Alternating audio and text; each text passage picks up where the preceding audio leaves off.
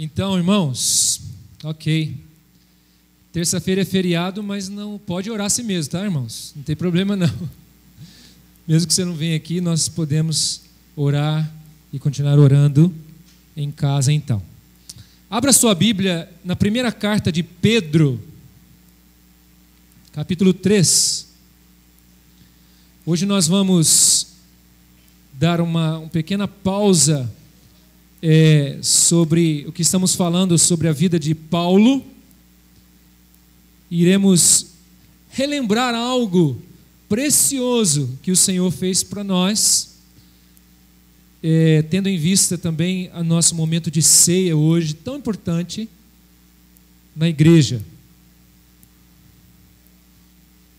Um dos grandes textos bíblicos que enfatizam sobre a cruz. E eu quero situar os irmãos dentro do texto, porque o apóstolo Pedro escreve para irmãos que estão sofrendo perseguição por causa da sua fé, na dispersão, né? E Pedro então leva os irmãos, especialmente aqueles que estão sofrendo, na visão deles, injustamente. Quando eu e você enfrentamos lutas que consideramos serem injustas, perseguições, tratos, etc., o que a gente tem que fazer? E Pedro então lembra esses irmãos e leva eles, sabe para onde? Para a cruz de Cristo, para que eles pudessem ser fortalecidos. E diz assim então a palavra de Deus a partir do verso 18, quero que os irmãos acompanhem comigo em suas Bíblias. 1 Pedro, capítulo 3, a partir do verso 18.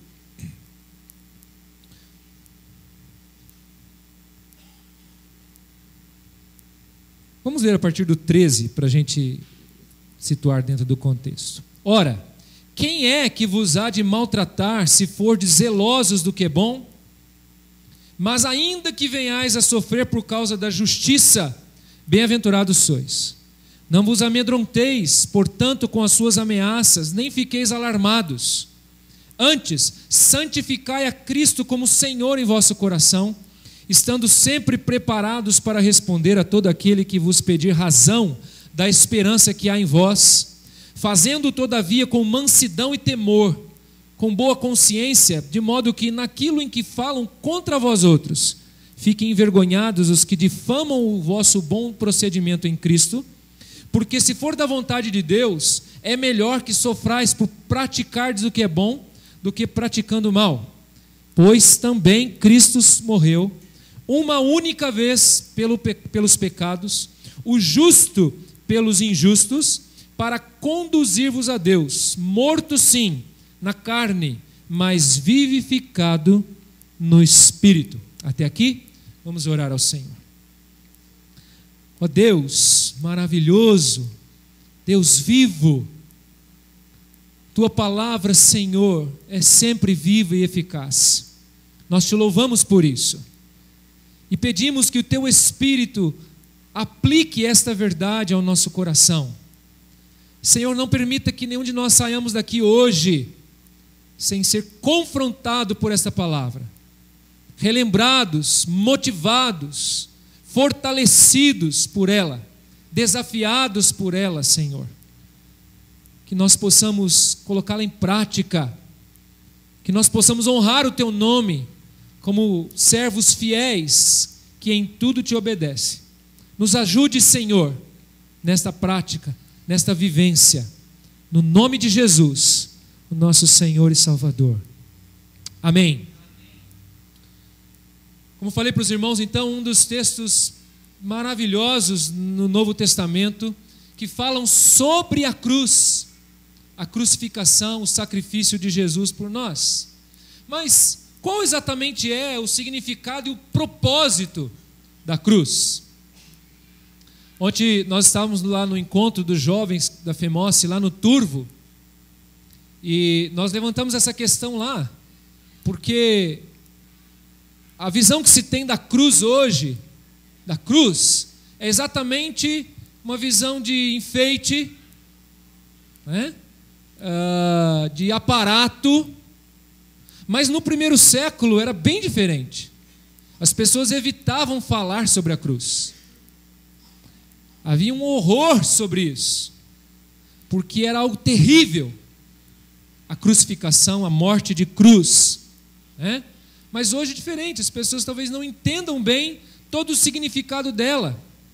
Paulo, quando ele escreve aos Coríntios em sua primeira carta, ele é bem enfático em dizer assim: eu, irmãos, quando fui ter convosco, anunciando-vos o testemunho de Deus, não o fiz com ostentação de linguagem ou de sabedoria, porque decidi nada saber entre vós, senão a Jesus Cristo e esse crucificado.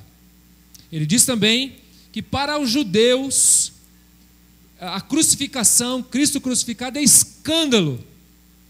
Como pode aquele que Deus mandou para nos salvar e que se diz assim, ser crucificado? Porque quem era crucificado era amaldiçoado por Deus, segundo Deuteronômio. Mas eles não estavam entendendo o plano de Deus, porque aquele sacrifício é o que Pedro vai explicar aqui nesse texto, por quem foi, como foi o seu significado. Para os gentios, a crucificação era uma loucura, coisa sem nexo, sem lógica alguma, porque o grego buscava lógica em tudo, e não podia alcançar toda a sabedoria de Deus evidenciada na crucificação do Senhor Jesus. Pedro, então, irmãos, vai fazer a mesma coisa, e ele penetra com profundidade no significado e no propósito da cruz de Cristo, da sua crucificação, da sua morte expiatória. Por que Cristo morreu? Por quê? E ele aqui nesse versículo 18 nos dá 3 respostas, nos explicando com toda clareza e profundidade e simplicidade o porquê Cristo morreu. Qual é a primeira resposta que ele nos dá olhando para esse texto? Eu quero que você olhe para mim, comigo, na sua Bíblia. Ele vai mostrar que Cristo morreu, primeiramente, para nos levar a Deus. Diz o texto aí, para conduzir-nos a Deus. Irmãos, quem foi conduzido a alguém é porque estava separado desse alguém. Entende? Se nós precisamos ser conduzidos a Deus, isso significa dizer que nós estamos longe dele. É isso que ele está mostrando. Paulo também escreve sobre isso, irmãos. Na sua carta aos Efésios, capítulo 2, versículo 12, ele escreve assim: naquele tempo, estáveis sem Cristo, separados da comunidade de Israel e estranhos às alianças da promessa, não tendo esperança e sem Deus no mundo. Há milhões de pessoas que estão exatamente nessa situação. Exatamente assim. É muito ruim estar longe de Deus. É mais que isso, é terrível, é tenebroso. Estar longe de Deus é estar morto espiritualmente. E essas pessoas, e aqui os gentios que ele vai escrever no capítulo 2 de Efésios, ele diz sem esperança, porque quem está sem Deus não tem esperança verdadeira. Você pode até achar que pode ter alguma esperança, mas quem está sem Deus na sua vida, sem Jesus em seu coração, sem o seu senhorio, não tem a verdadeira esperança. Ele diz também, lá em Romanos capítulo 3, versículo 23, pois todos pecaram e carecem da glória de Deus. Há uma outra versão, mais antiga, corrigida, que diz, porque todos pecaram e destituídos estão da glória de Deus. Há uma outra versão, mas na linguagem de hoje, que diz assim, todos pecaram, estão afastados da presença gloriosa de Deus. É exatamente assim que nós estávamos. Mas Paulo continua a falar, irmãos, Ouça, capítulo 4 de Efésios. Isto, portanto, digo, e no Senhor testifico, que não mais andeis como andam os gentios, na vaidade dos seus próprios pensamentos. O pensamento deles era pura vaidade. Eles se voltavam para eles mesmos. Ele continua: obscurecidos de entendimento. Olha bem, alheios à vida de Deus, por causa da ignorância. E ignorância aqui é uma ignorância arrogante e voluntária, em que vivem pela dureza, irmãos, do seu coração. A palavra dureza aqui, para você entender bem, sabe quando você põe a mão numa pedra de mármore, que você sente aquela porosidade dela? E quando você coloca a mão naquela pedra, você sente quente ou frio? Frio, né? Não é assim? Pois é assim que ele está falando que está o coração das pessoas sem Deus. É algo frio, gelado e duro. É assim que estava o coração. É assim que estava o seu coração. Até que a maravilhosa graça do Senhor veio aquecer esse coração e despertar você para Ele. Glórias ao Senhor por isso. Ele nos aproximou. A cruz nos trouxe de volta. O sacrifício de Jesus, a sua morte e ressurreição, nos trouxe de volta. Ele morreu para nos levar para Deus. Esse é o propósito, irmãos. Glórias ao Senhor por isso. Que coisa maravilhosa. Porque aqueles que estão longe de Deus, na verdade a palavra que caracteriza essa vida é uma só: alienação. Alienação. Como resultado do pecado em que vive, estão separados de Deus e alienados à vida do Senhor.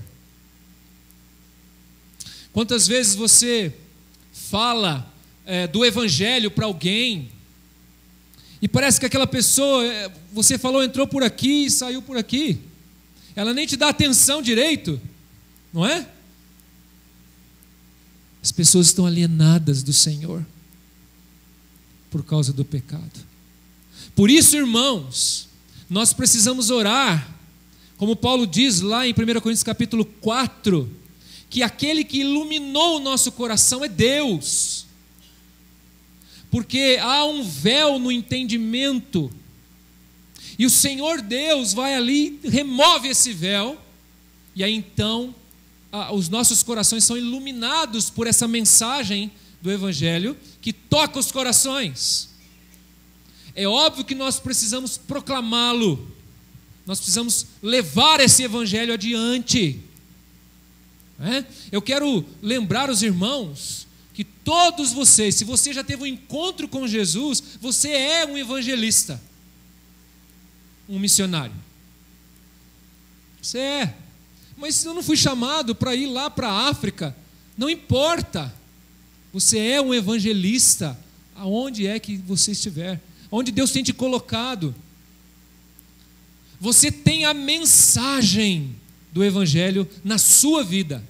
Você é a própria mensagem e leva consigo esta palavra da cruz, do sacrifício de Jesus.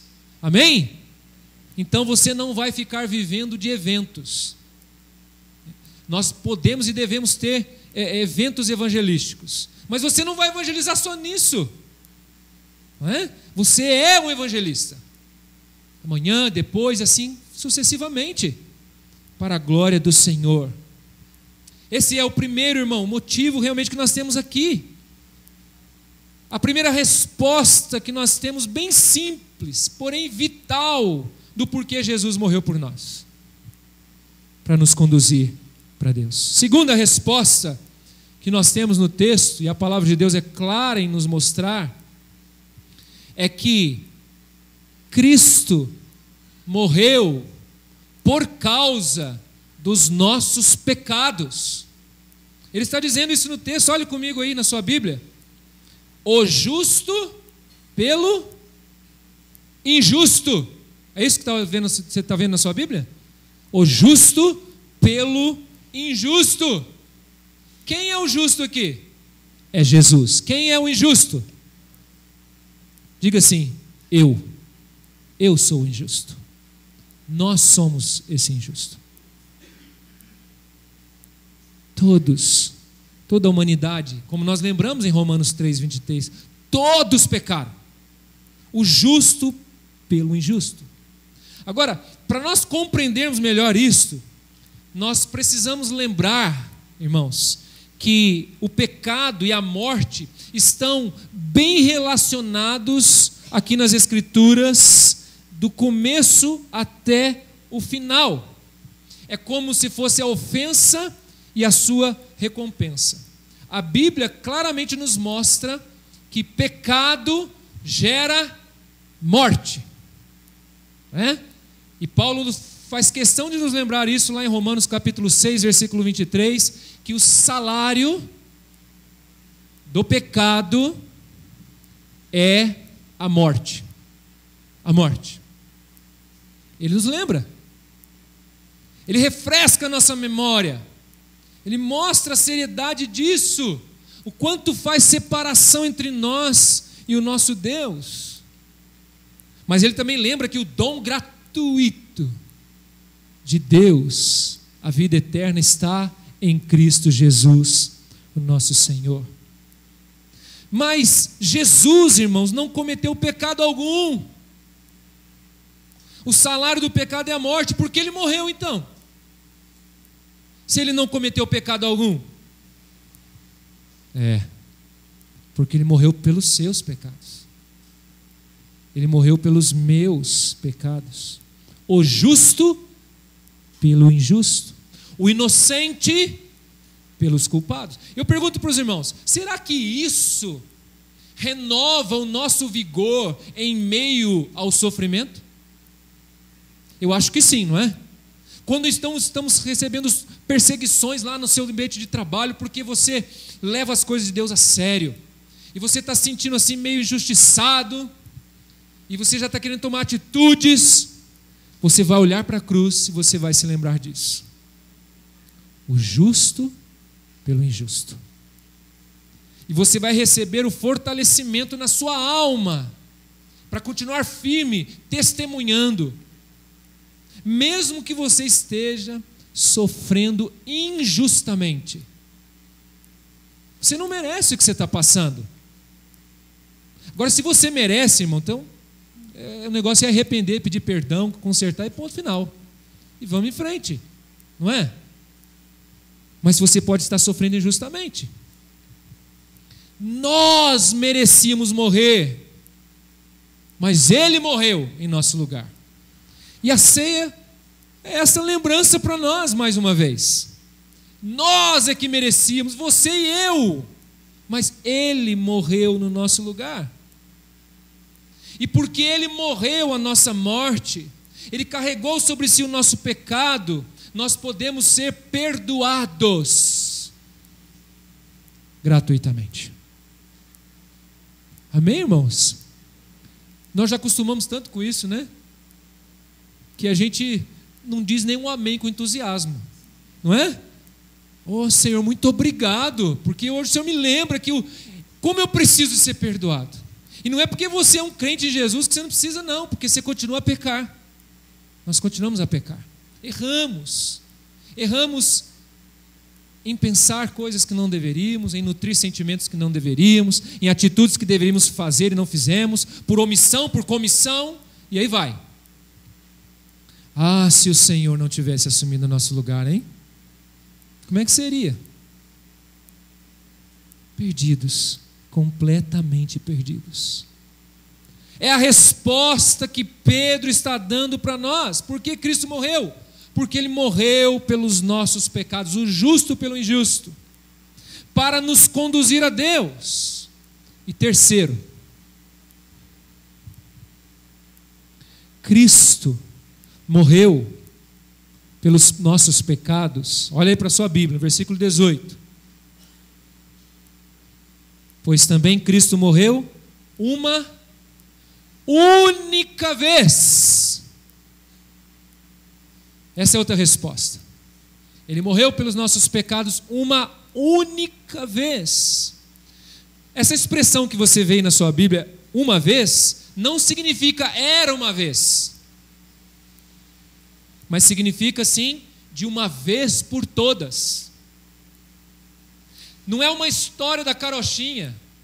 Era uma vez um homem que quis se meter como salvador e foi lá, morreu numa cruz. Mas isso é tudo historinha. Não. Cristo de fato morreu e ressuscitou dentre os mortos, e Ele fez isso de uma vez por todas. Essa palavra é séria, é forte, irmãos. É intensa. Ela está expressando para nós a finalidade absoluta daquilo que Cristo fez na cruz. E você deve se lembrar que entre as suas expressões na cruz, uma delas foi: está o quê? Consumado. Está consumado. Nada ficou faltando. O seu sacrifício foi perfeito, aceito. Está consumado. Ele pagou toda a pena por nossos pecados. Toda ela, toda ela. Esse sim é o sacrifício perfeito, o qual Deus aceitaria. Então, o que nos resta fazer, irmãos? Se está tudo consumado, o que é que nós devemos fazer? Para o sacrifício de Cristo, você e eu não podemos fazer absolutamente nada. Nada. Cristo fez tudo e foi suficiente. Aqueles que erroneamente se auto-sacrificam com flagelações, se mutilam, tantas coisas para se penitenciarem, para chegar mais perto de Deus. Mas Jesus fez tudo. Esse sacrifício que nos aproxima de Deus, somente Ele pôde fazê-lo. Somente isso foi aceito pelo Senhor. Então, nada podemos contribuir com este sacrifício. Só Jesus. Por isso Ele pode dizer: eu e fora de mim não há outro caminho, outra verdade e outra vida. Ninguém vem ao Pai senão por mim. Também diz lá em Atos: não há outro nome pelo qual importa que sejamos salvos. Somente em Jesus que se encontra a salvação. Se você já é um verdadeiro crente em Jesus Cristo, o que você pode fazer então? Gratidão em seu coração. Grato. Mas não é só isso. Adoração em sua vida, em seu coração. Mas não é só isso. Fidelidade. Serviço fiel a esse Senhor. Tem um hino que nós cantamos, né? Morri na cruz por ti. Que fazes tu por mim? Ele está falando do serviço, da nossa vida de servo dedicada ao Senhor. Certa vez, Jesus, perto de ser crucificado, irmãos, uma multidão de pessoas vinha atrás dele. E ele então se vira para ela, para a multidão, para as pessoas, e fala assim: olha, se alguém quer vir após mim, se alguém quer ser meu discípulo e amar mais a pai, mãe, filho, esposa, a própria vida, não pode ser meu discípulo. Na continuação ele diz: se alguém quer ser meu discípulo, você precisa tomar a minha cruz, tomar a sua cruz. Se alguém não fizer isso, não pode ser o meu discípulo. Ele está falando isso para a multidão, para as pessoas. E como que arregimentando os seus discípulos que devem ter isso em seu coração e servir ao Senhor dessa forma, entendendo que nós também temos que levar a cruz. Nós também temos, não como Jesus fez, mas transformado numa vida de fidelidade, de renúncia para nós mesmos, de mortificação para nós mesmos, para que possamos servir ao Senhor com esta fidelidade. Então, meu irmão, minha irmã, você já entregou a sua vida a Jesus, é um verdadeiro crente, viva assim. Mas se você ainda não é um verdadeiro discípulo de Jesus Cristo, o que você tem que fazer? Duas coisas: arrependimento. Arrependimento é o que a Bíblia diz. Arrependei-vos. Arrepender do quê? Eu não sou tão ruim assim. Você que pensa que não. Você é terrível. Você é mais que ruim. É terrível. Por causa do pecado. Se você não reconheceu isso ainda, arrependa-se, reconheça, caia em si. E a segunda coisa, tenha fé no que Jesus fez por você. É a mesma coisa de você saber que está doente mortalmente e alguém disser para você: só tem um médico e um remédio, vai lá. Então só vai no médico quem realmente reconhece que está doente, enfermo. Arrependa-se e tenha fé para a salvação. Venha agora. Hoje é o dia. Hoje é o dia. Agora é o momento. Eu quero desafiar o seu coração. Quem sabe você entrou aqui assim hoje. Não conheço a sua vida, o seu coração. Deus conhece. Pode até ser que você se assenta no banco da igreja por algum tempo, mas ainda não teve uma experiência verdadeira de um novo nascimento. Hoje é o tempo. Agora é a hora. Vamos orar? Feche os seus olhos. Eu quero fazer um desafio aqui para você que ainda não entregou o seu coração a Jesus Cristo, a sua vida. Há 25 anos atrás, um pouco mais que isso, eu ouvi alguém dizer assim: filho meu, dá-me o teu coração. Foi essa palavra exortativa ao meu coração. Se hoje o Espírito Santo de Deus está tocando no seu coração, mostrando que você ainda não entregou a sua vida verdadeiramente a Jesus. Não importa se você é um jovem, um adolescente, adulto ou idoso, não importa. Eu quero que você, onde você estiver aí, levante uma das suas mãos, eu quero orar pela sua vida. Há alguém no nosso meio que está nessa condição? Aonde você estiver, levante a sua mão, todos estão orando. Se você não entregou a sua vida a Cristo ainda, e o Espírito Santo de Deus está tocando no seu coração, levante uma das suas mãos, eu quero orar por você nesta hora. Não saia daqui do jeito que você entrou se você não tem Jesus em seu coração. Se não há nenhuma certeza da sua salvação. Hoje Ele te trouxe aqui para que você saiba que Ele veio para te aproximar de Deus novamente. Se você não fez isso ainda, agora, em arrependimento e fé, entregue a sua vida a Jesus Cristo. Entregue. Se lance aos pés da cruz. Vamos orar? Senhor, ilumina os nossos corações. E todo e qualquer engano seja removido, ó Deus, de cada coração. Se alguém aqui, Senhor, que ainda não se rendeu aos pés da cruz de Cristo,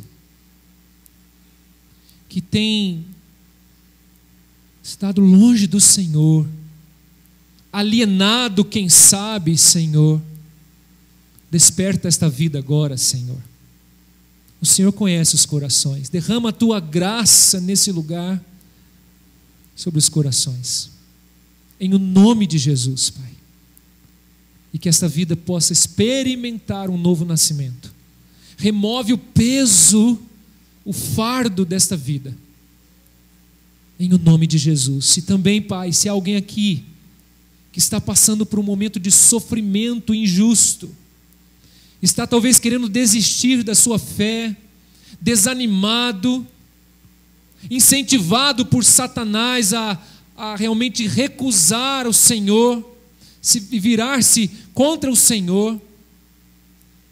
Ó Deus, que esta vida, meu irmão, minha irmã, nós possamos olhar para a cruz do Senhor, nós possamos olhar para o alto e contemplar aquele que morreu por nós. Eu peço que esse coração seja revigorado nesta noite. Em o nome de Jesus, Senhor. Em o nome de Jesus. Que ao participarmos da ceia do Senhor, nós possamos fazê-lo, ó Deus, e ser revigorados em nossa alma, através da lembrança, que o Teu Espírito aplique ao nosso coração. O Teu amor nos constranja, Senhor, e nos fortaleça, e nos motive, e nos inflame, e nós possamos, Senhor, continuar firmes, e ser, ó Pai, proclamadores dessa verdade, no nome de Jesus. Amém.